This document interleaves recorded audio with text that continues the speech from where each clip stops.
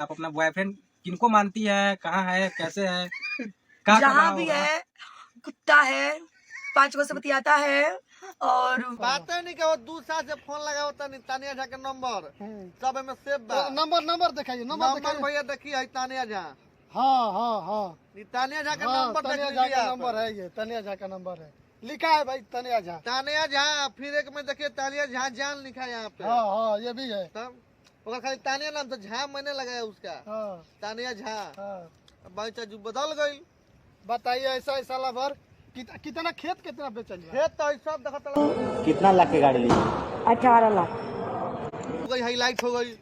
वो गाड़ी खरीद रही है, हमारा गाड़ी बेचवा के गाड़ी खरीद रही है। हाँ अभी तानिया झा के नया खबर, नया 30 लाख की गाड़ी खरीदे, हम अपना गाड़ी बेच के हाँ अब ओकरा का हम भाड़ा दिवाए, कहाँ गाय के दिवाए, ओकरा गाना निकलवाए, सब कुछ किया हम। हमको कोई भैया सब हमार खेत है, सब हमार खेत। अब यही खेत में मालिक रहे बनियारी करे के पड़ता। देखिए ऐसा आप चलाओ चलो तो हाथ में गाठा पड़ के लेकर पहुंच दो। हाईलाइट तो भूल गए, हाईलाइट हो गई, भूल गई हो। अब पहले झूलत रहे, भूल गई तो क्या करे के बा। ऐसा ऐसा कहानी अक्सर सुनने को मिलता है, कभी शिल्पी राज के साथ तो कभी तानिया झा के साथ।